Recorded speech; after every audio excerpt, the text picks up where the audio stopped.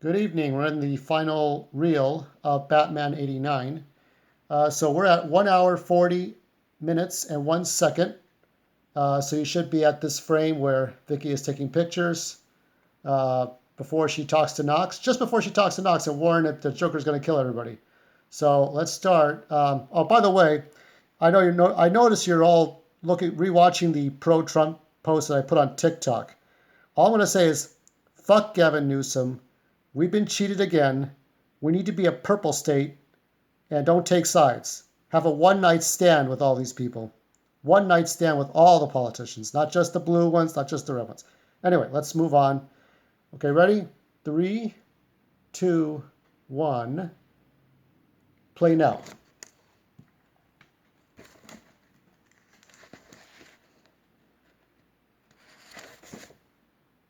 There she is. Fantastic. Everybody dying. Everybody trying. See if I can find.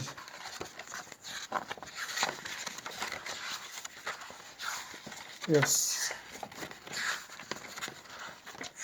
Yeah, this is where they were going to kill off Knox.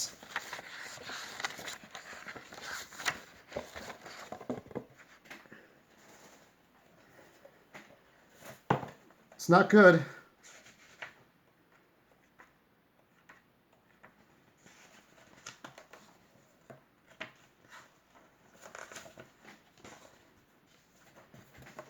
And there's the 200th anniversary.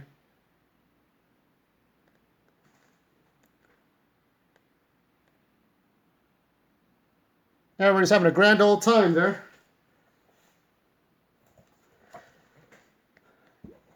There's more. You can see the balloons up here and the Batwing. So let's see. In an attempt to foil the Joker's plans, the Batwing pulls out of a vertical dive and levels off to bring in between the float and the balloons. So that's here. You can see the storyboarding. 2. Scarcely believing that he has again been thwarted by Batman, the Joker removes his gas mask as he steps down from the float. Spoiling the Joker's attempt to wipe out the population with poison gas balloons, the Batwing pulls them clear of Gotham City just before they are meant to explode.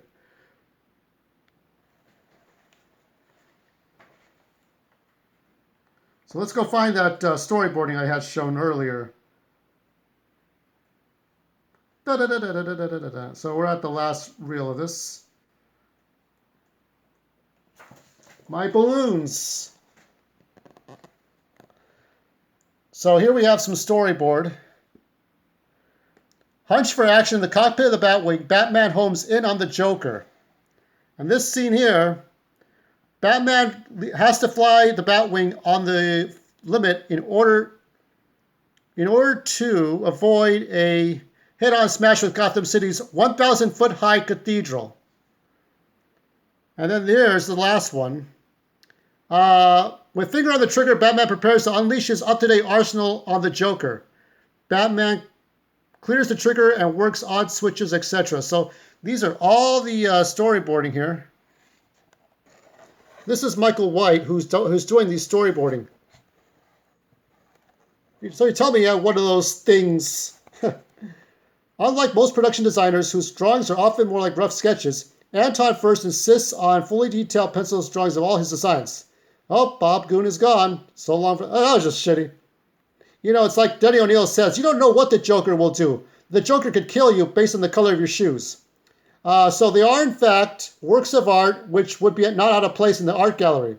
Veteran storyboard artist Michael White, to the right, is drawing a wonderfully detailed cityscape in which the intense clutter of buildings creates the correct sense of claustrophobia and oppression. Michael has brought to these drawings a track record of substance, which includes A Bridge Too Far, Gandhi, Superman 4, and Who Framed Roger Rabbit, the first movie I remember seeing as a child. But I saw it with my sister and her husband. So there's Anton first, or actually Michael White. So here's number 4 of the sketches. This one here. The Batwing opens up. Assisted by a spotlight to pick out his target, Batman lets fly with laser and Gatling guns, as well as a volley of missiles. And here's the Joker here. Leaping in the manic style which comes naturally to him, the Joker dodges each projectile and so lives on to mock his assailant. And here's the last one. Knocked off course by a bullet from the Joker, the Batwing belly flops onto Broad Avenue and launches toward the cathedral.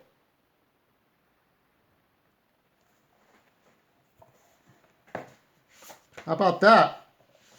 I mean, like Christopher Nolan probably liked that scene and had that big truck, so the truck that would flip over tossed on its side. But it was a trick to get Commissioner Gordon back, and so that he can arrest the Joker. There's that gun.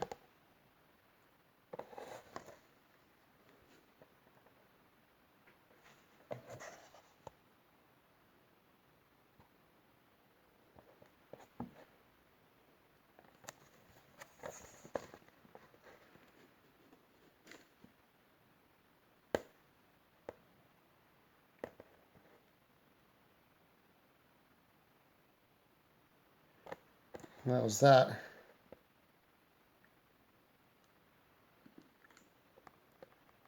So naturally, Vicky Vale's going to come to his rescue, or Batman's rescue. That scene looks a little different, doesn't it?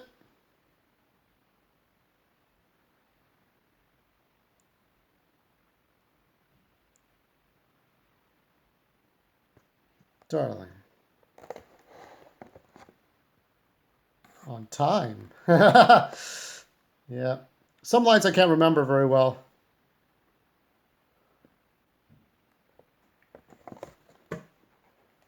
I'll show you some Joker trivia.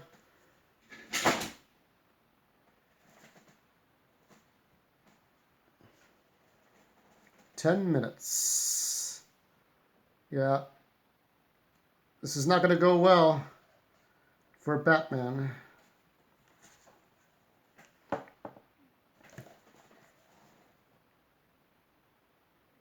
And there's what remains of the Batwing.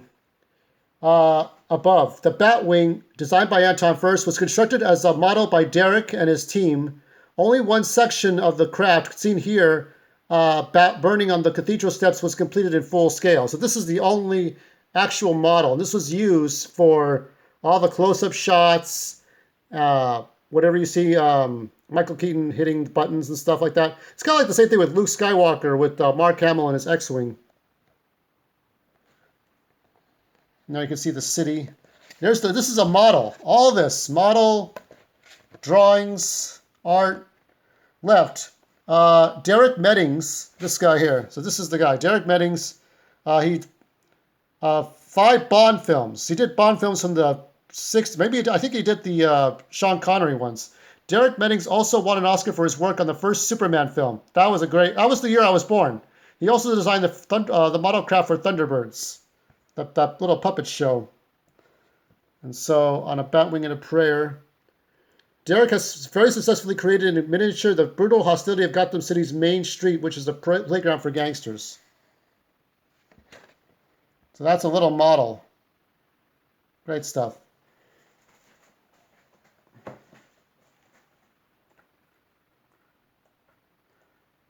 Yeah, that Gavin Newsom recall was a joke.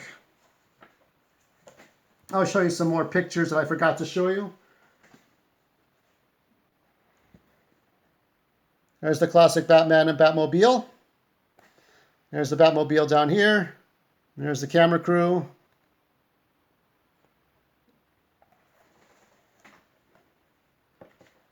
Yeah, the commissioner doesn't do very much, or Pat Hingle doesn't do very much here.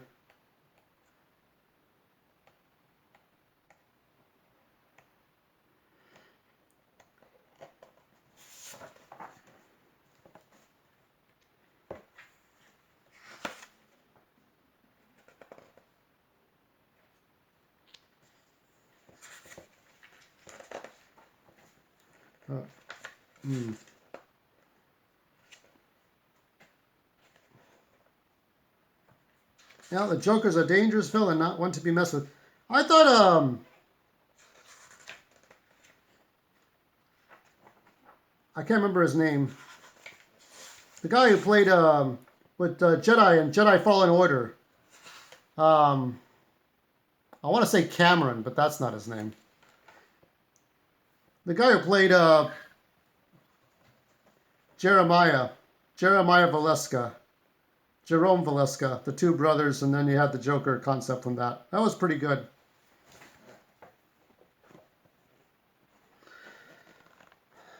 Here is the classic Batman picture.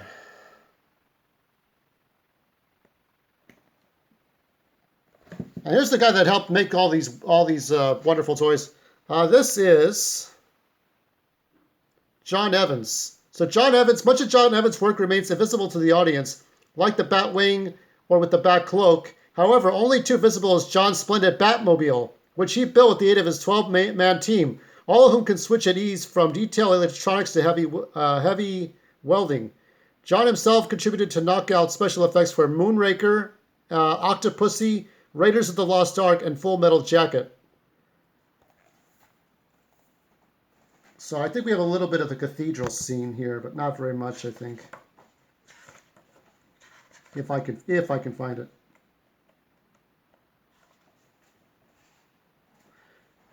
Here's some of that. What a great last final stand, right? Look at all these giant clocks and gears. There's some. You got the last of Joker's goons. I mean, these are not mobsters in suits and ties. These are acrobats with swords and backflips. So the Joker went all out to get like different kinds of people.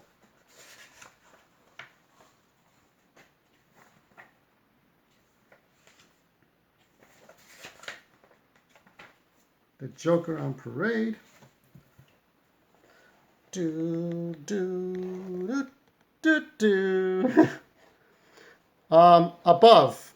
So this is this caption here. The Joker, who has taken Vicky Vale hostage, now graces the cathedral briefly as he swings Vicky through a dance routine before his planned escape. So he just wanted to create chaos and kill people. He doesn't care about replacing Grissom anymore. Maybe he thought about replacing Grissom, but now it's just about destroying Gotham City.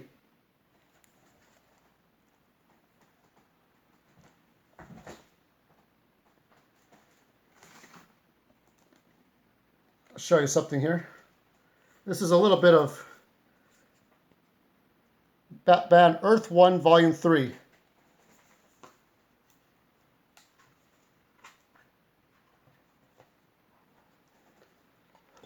This is about Batman building outsiders. Different teams of people. This is about Catwoman and Jessica Dent, Harvey Dent's brother. But Harvey's dead. But it's this whole mystery here.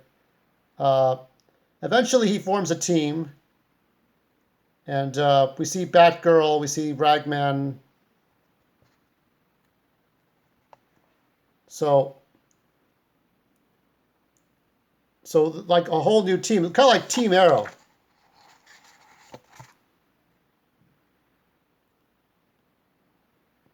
I guess, and then you have Lucius Fox there in the center. But here at the end, you see the Toy Man was behind supplying the weapons.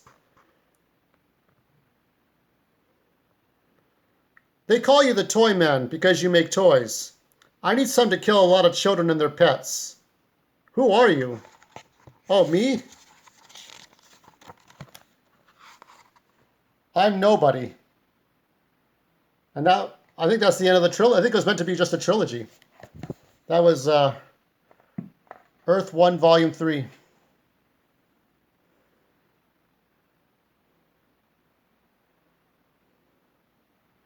Of course, if anyone calls you a beast, I'll rip their lungs out.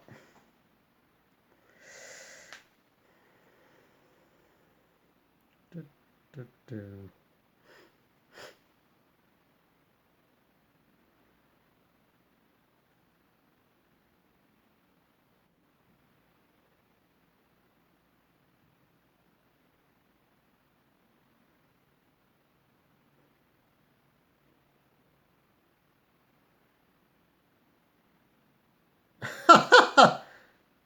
This awkward scene.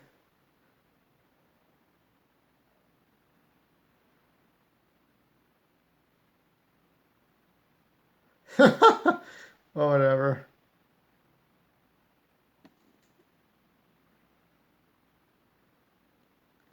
And what exactly is she doing? This is not a movie for kids, by the way. You wonder if she went through with the whole thing, but I guess you don't answer that question, right? It's not an X-rated movie. Idiots, you made me. Remember? Don't think I didn't try. Yep.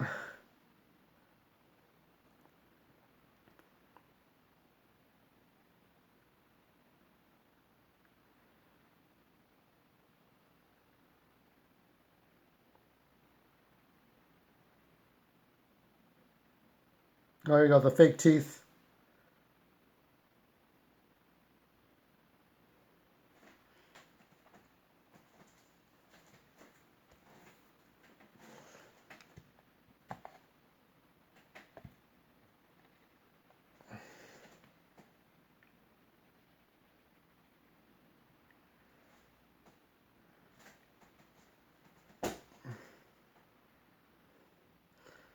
I still remember Batman Dead End.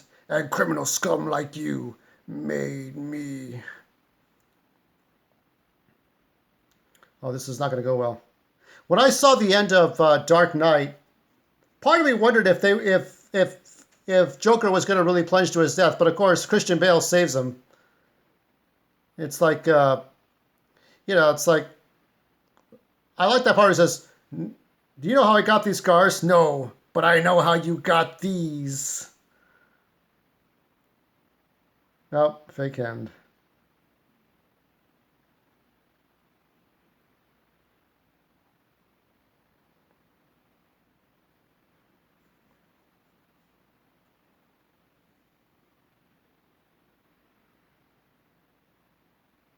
Yeah.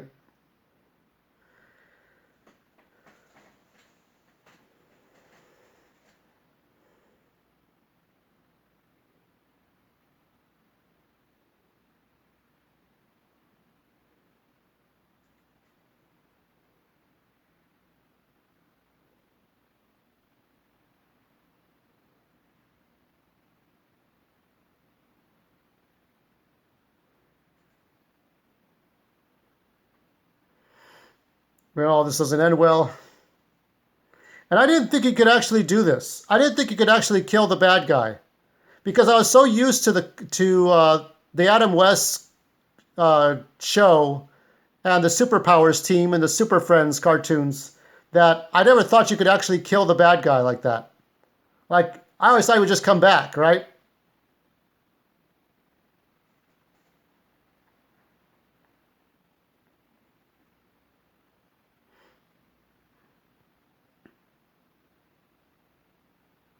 Mm, this will not go well.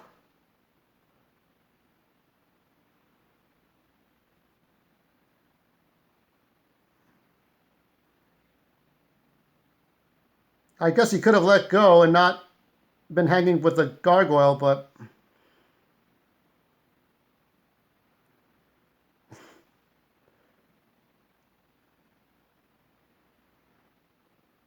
oh, what a long drop that is. Two rungs, one. Give it 5 more seconds. 2, 1. That's it. As one YouTuber said, well, the Joker's dead, but he got what he deserved.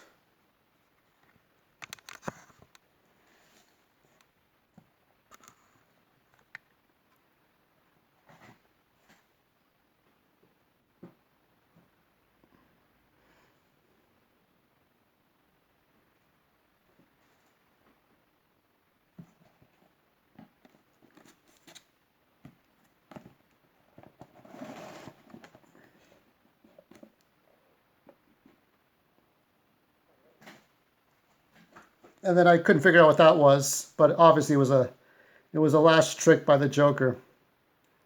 Yeah, it was a. I mean, I think the Penguin's death in Batman Returns was probably more gruesome. When you see him one more drink of ice water and then he falls, and then the Penguins come back and bury him in the ice water. Just throw him in there.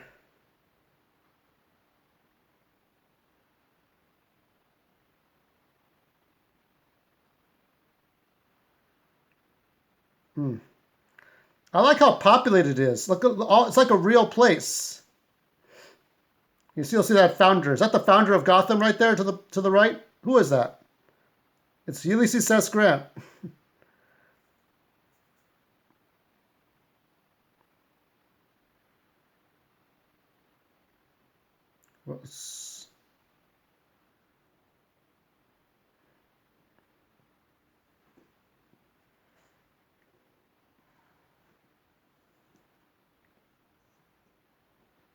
God, she aged badly. Anyway.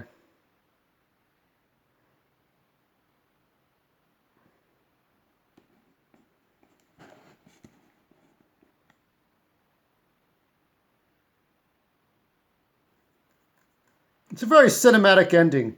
Whereas in The Dark Knight, when Christian Bale's Batman went against Joker, Heath Ledger's, he left. The city was worse than ever, so he had to retire. He had to kind of die out.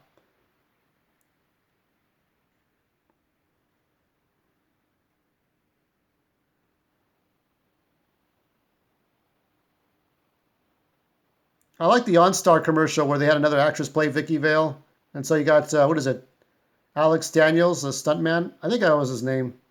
Play Batman. Not thinking of that Birds of Prey TV show that came out years ago.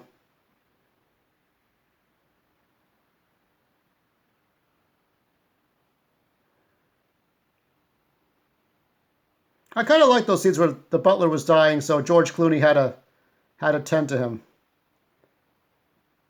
That was pretty much the end of the four movie run.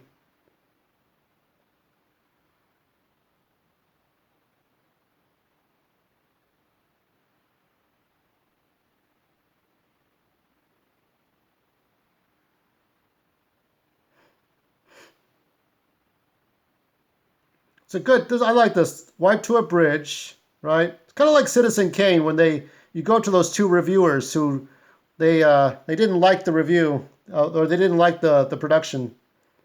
So you go up all the way up to the top of the cathedral. It's the perfect ending, I guess. But it's not that simple anymore. Now you go realistic in 2008, and then I don't know what the fuck Robert Pattinson did. What did you think of the ending to that the Batman? But yeah, we can show this. Now, let me tell you something. Um, this was the second coming of a big, huge movie. You know, as like Joe Rogan said, after Star Wars, because Star Wars was the breakthrough, okay? But I wasn't born until 1978. So, you know, Star Wars, before Star Wars, you had Space Odyssey 2001. You had some science fiction, right? Planet of the Apes. But you had musicals, you had Ben-Hur, you had historical pieces. Yeah, we could show the credits. The credits is fine, but no music. We got orchestra music, but also Prince music, and I don't want to get myself muted. So I will rest this here. You should be seeing the credits if we did this right. But it's like Joe Rogan said, a movie was never about, before Star Wars, it was never about how many times could you see a movie, right? And now, and after, so Star Wars was about, oh, I saw this movie 10 times, 20 times, 30 times, 40 times. And that was Star Wars, right? You had Jaws. I was thinking of Johnny Williams composed movies. You had Jaws in 1975. You had Star Wars, and then you had Superman. But Superman was the breakthrough in serious comic book movies that Richard Donner had done, along with everyone else. But it didn't shatter like record numbers with like merchandise and stuff like that. Batman did. So Superman could not. So there were a couple of things: Superman T-shirts, little capes, a Superman doll, like the Action Man G.I. Joe 1960s dolls. But when you got to the Batman movie, you had suction cups, you had mugs, you had t-shirts, you had cereal, you had toys, you had video games, everything that you could think of. This is before Marvel. This is before X-Men. This is before Zack Snyder. This movie was the first superhero movie, the traditional superhero movie, to get as high up as Star Wars. So Star Wars came out, by the time I was reaching the age of reason, which was 7 years old, 1985, Star Wars had been so popular. You had the Return of the Jedi still in theaters. CBS Fox had put those on tape, on VHS tapes. But Star Wars had peaked. There was that dead period between 1987 and 1994 before the THX remasters of Star Wars trilogy and the Droids Ewoks cartoon. There was nothing going on. But during that time, you had Batman in 89, you had Returns in 92, Batman Forever, Batman and Robin, but you had the animated series as well. And then you had the Legends of Batman, Legends of the Dark Knight, which were all based on comic books. Then you had The Batman, Batman Brave and the Bold. How about that Prince music, right? So it really exploded. And there's so much. So now you see every Batman thing you see now comes from this movie. Brave and the Bold, Young Justice, Gotham, Birds of Prey, the Batman v Superman, Titans, everything that comes out, past and future, all the cartoons, all the new stuff. So anyway, I'm Maestro Drake, and this has been Batman 1989.